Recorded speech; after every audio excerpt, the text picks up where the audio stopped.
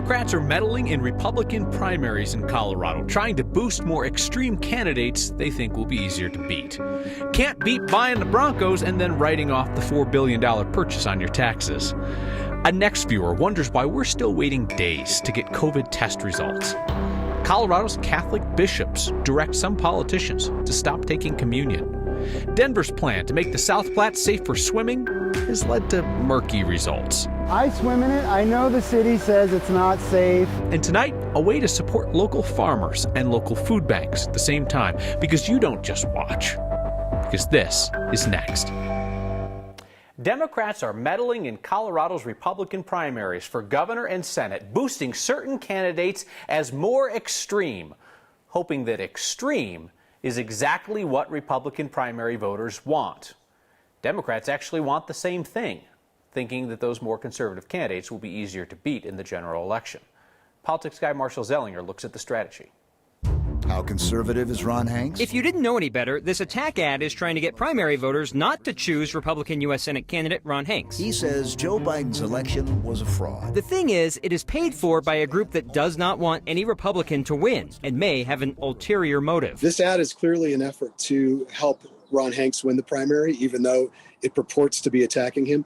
And the reason is that because he's the one they would rather run against in November. Former Republican state representative and now unaffiliated voter Rob Whitwer does know better. First, let's get the disclaimer out of the way. He supports Hanks' opponent, but opposes this type of political ad. In this case, I support Joe O'Dea. However, for me, this is bigger than any one race. This is really about the integrity of the electoral process. He points out that the ad highlights how conservative Hanks is, which could benefit Hanks among Republican voters in the June 28th primary. Whitwer, along with former 9 News political reporter Adam Schrager, wrote The Blueprint, How the Democrats Won Colorado and Why Republicans Everywhere Should Care. In that book, they wrote about the 2010 Republican primary for governor. That's the one where Dan Mays, a lesser-known, lesser-funded candidate, beat Scott McGinnis by 5,000 votes, following a plagiarism scandal for McGinnis.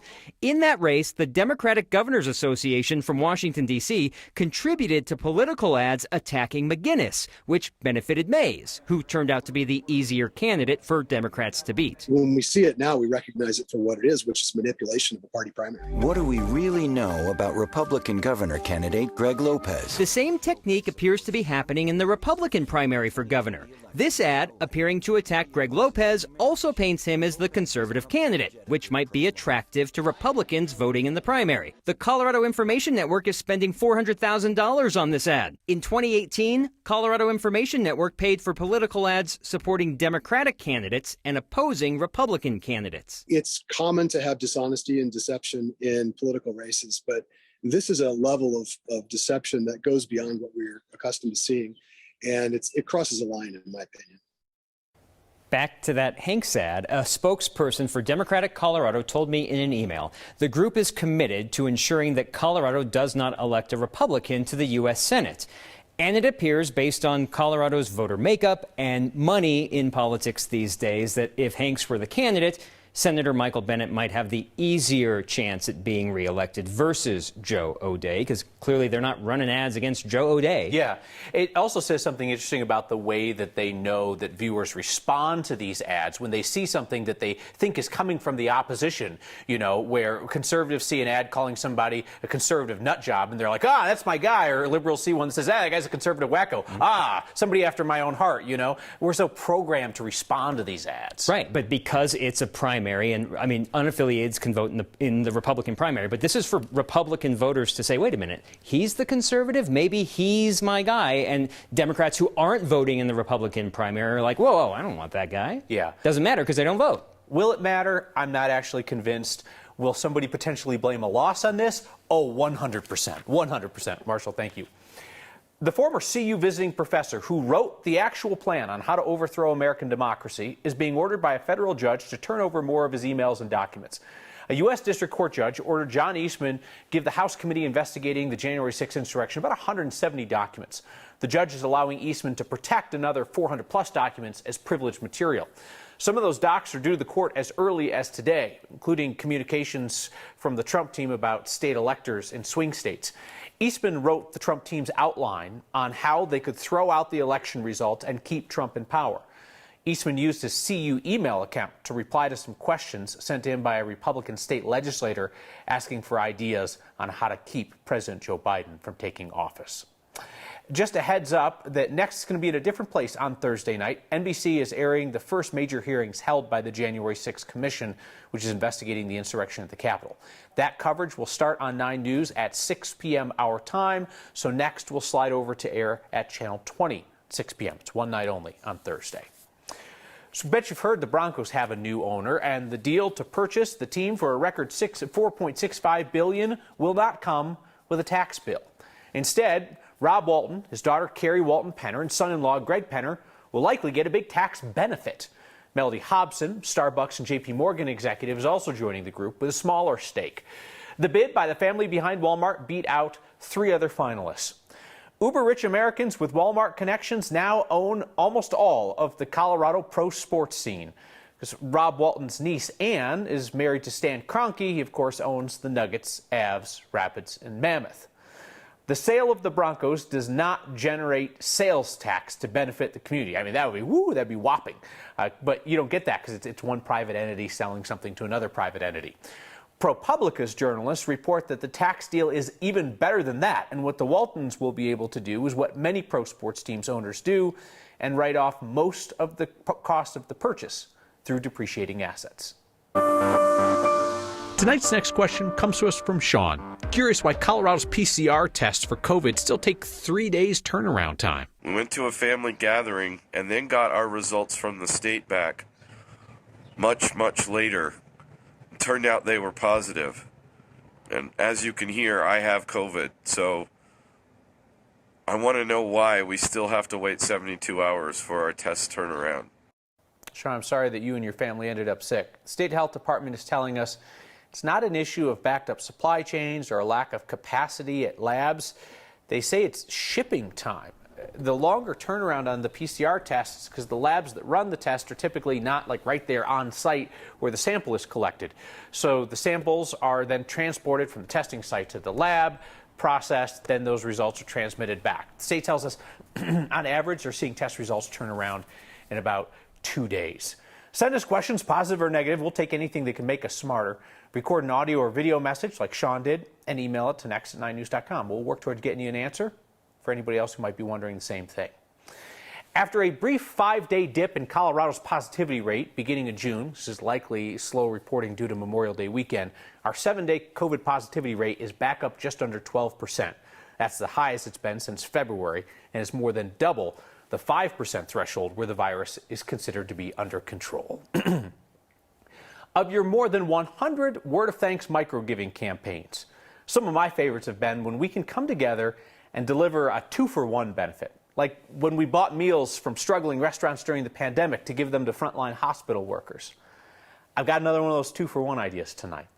This week's Word of Thanks micro-giving campaign will help Food Bank of the Rockies purchase fresh fruits and vegetables from Colorado's farms so that they can stock up food banks for our neighbors in need. Growers like Talbot Farms in Palisade, Hiracata Farms in Rocky Ford, DeSanti Farms in Pueblo, and the CSU Western Colorado Research Center. These same farms, we should note, also donate a lot of produce to Food Bank of the Rockies. And this is a great win-win. We can support local farmers and make sure that our neighbors who visit Food Bank of the Rockies, hundreds of partners, have access to fresh fruits and vegetables.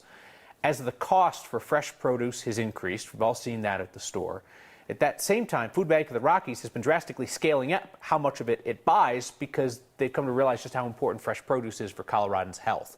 Food Bank of the Rockies is now spending triple what they did on fresh produce every month back in 2019.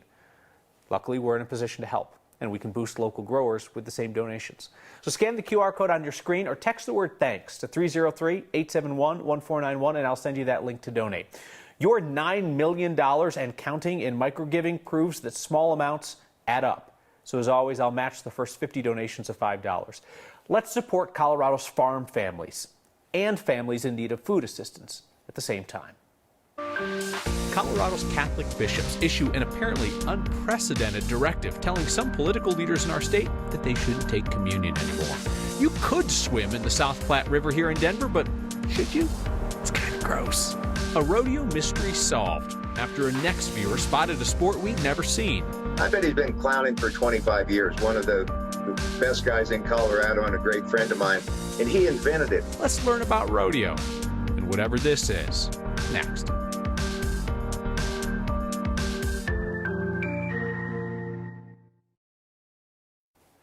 Colorado's Catholic bishops are directing Catholic state legislators who voted for abortion access to not take communion until they offer public repentance. The Colorado bishop's decision stands in contrast with the view of Pope Francis, who has said that bishops should pastor to, not punish, public officials who break with the church's teachings. The bishop's letter made public this week says that legislators who voted for abortion rights should choose not to take communion. They wrote, quote, "The burden from their decision does not rest upon the shoulders of priests, deacons, or lay extraordinary ministers of the Eucharist. It rests upon the consciences and souls of those politicians who have chosen to support this evil and unjust law." We were curious whether the Archdiocese of Denver has ever issued a similar no communion directive, publicly or privately, to state legislators who have broken with another church teaching on the issue of life by supporting the death penalty. The Archdiocese of Denver declined to answer my question and referred me to their lobbyist. Brittany Vesley says she believes this is the first such no communion directive because, she said, abortion is the bishop's quote-unquote preeminent policy priority. It was a glorious day across the Front Range. Bright blue skies still at this 6 o'clock hour. We're looking good as daytime highs soared into the upper 70s, lower 80s for the metro area, and a pretty similar setup across the eastern plains. So nice to have a quiet and calm day. Just a few high-level clouds drifting in across the far northwestern corner of the state. A couple of isolated showers around far south central Colorado, but the rest of tonight, we're looking good. Tomorrow morning you wake up, here comes the clouds with possibly a few isolated showers up into the high country. You'll notice these storms tomorrow afternoon. They will be few and far between as they track off to the eastern plains, and that really is going to be the bullseye for trouble that I'm watching for tomorrow afternoon. Just to the east of I-25, looking at that area in green, a marginal threat for seeing some severe weather. Everyone off to the eastern side of the state through Nebraska and Kansas looking at that slight risk. Temperatures today feeling a little bit more like spring. Tomorrow, downright summer as highs soar into the upper 80s, lower 90s here for the metro area. Out east too with 60s and 70s up into the high country. Back to the 90s we go. Are you ready? As we look ahead toward the weekend, isolated storms possible, but those highs, they could be record breakers. A rare recommendation of work from our colleagues here at 9 News, instead of our typical recommendations, that you check out somebody else's work. I invite you to watch an investigative series called Prone. It was the work of our Chris Vanderveen and photojournalist Chris Hansen. A years-long look at the deadly use of the prone position by law enforcement around the country. Their investigation found 132 people who died face down, handcuffed, under the weight of officers. Their work was just awarded a Peabody. There is no higher honor in broadcast journalism. Chris and Chris's reporting will hopefully save lives in America. If you would like to see it, we have a link to their original series on the next Facebook page. Well, this was memorable, and now we know it's called dirt boarding. That is the name of the unique sport spotted at the Elizabeth Stampede last weekend by an ex-viewer. We shared it as the most Colorado thing, even though we didn't know what exactly we were seeing. Then John Shipley, a rodeo announcer and president of the Steamboat Springs Pro Rodeo Series, came through with an answer. John says that's his buddy J.W. Winklepleck, who came up with that act about 20 years ago. He will get into this snowboard, and first time the horse takes off, he's forgotten to tighten the bindings, so he'll flip out of it. And I say, no, you got those things on the bottom, they're bindings. You got to tighten those up. So he does that, and then starts going around the arena. We get the audience to cheer, and the louder they cheer, the faster he goes. And it's pretty athletic move, but we called it dirt boarding. That's great. John says JW is from Strasburg, was raised in a rodeo family, and apparently he was a bareback rider who won the season championship in Steamboat Springs before he started clowning. Almost a decade ago, Denver Mayor Michael Hancock promised to make the South Platte River great again, or at least good enough to swim in. How's that going? We still see pretty high levels of E. coli, which is a bacteria that can make people sick.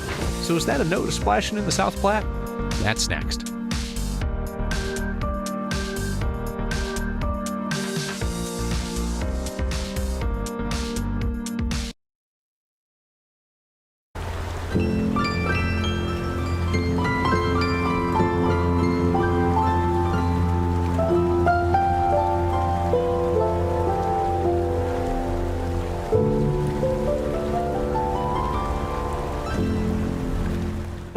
looks like a clear creek. The city of Denver set a goal to make all of its creeks and rivers swimmable by the year 2020. Don't go jumping in the South Platte now. It's still super grody. But the people working on water quality insist it's getting better. The South Platte River is an urban river. Everything that's on our streets, when there's a storm, it washes directly into the river without being treated. My name is John Novick. I'm a senior environmental program administrator for water quality with the Department of Public Health and Environment, and I work on water quality issues. We're trying to make people aware of the risks. We do monitor down here weekly. So we're collecting an E. coli sample. It's one of our main indicators of water quality in the city, and this kind of gives us just some basic field readings. We still see pretty high levels of E. coli, which is a bacteria that can make people sick. I'm out here picking out glass and trash out of the river. I swim in it. I know the city says it's not safe. I would not recommend that people swim in the South Platte River. I'm not too afraid of E. coli. Bacteria levels are above health-based criteria. People who get into the water, they could become sick. If you have any open cuts or wounds, you can also get infections. So it's really not a good idea. Boating, like if you want to go down in a kayak or on a raft, that's fine. Wading is okay. So the city has put a lot of effort into improving water quality. Everything from looking for cross connections and illegal connections with the sanitary, to developing green infrastructure facilities which are intended to treat stormwater runoff. We'll just place it right down. We'll collect all our field readings. They have been very effective, but still not effective enough to improve water quality to where it needs to be for safe recreation. All yours. You know, the results are incremental, so the more we do, the better it will be. So there are risks to recreating in the river here. We'll keep you updated on when it's safe to jump in. Tonight, we're going to help feed families worried about where their next meal comes from, and we are going to boost Colorado's farm families at the same time. That and your feedback about the separation of church and state in Colorado next. Your Word of Thanks microgiving campaign this week is a collaboration with our 9 Cares Colorado Shares food drive. We're raising money to help Food Bank of the Rockies buy fresh produce right from Colorado's farmers. It's such a cool win-win because the farmers get paid for the delicious fresh produce that they grow, and it goes to Food Bank of the Rockies' hundreds of food distribution partners at no extra cost to them. Scan the QR code on your screen or text the word THANKS to 303-871-1491 and you can join me in donating. Dennis writes in tonight saying the Catholic opposition to abortion is based on the tenet that all life is sacred, which also underlies opposition to the death penalty. If they only call out politicians who vote for one but not the other, it's not about religion, it's partisan politics. Steve says if they can pay a lobbyist, then the church can pay taxes. Melissa writes, received a primary ballot in Jefferson County telling me that since I am unaffiliated, I must choose either a Democratic or Republican ballot as I cannot vote unaffiliated. That is correct, Melissa. These are the party primaries. As an unaffiliated voter in Colorado, you can choose to vote in one or the other, or you can sit it out. Then everybody gets to vote in the general election come November. See you next time.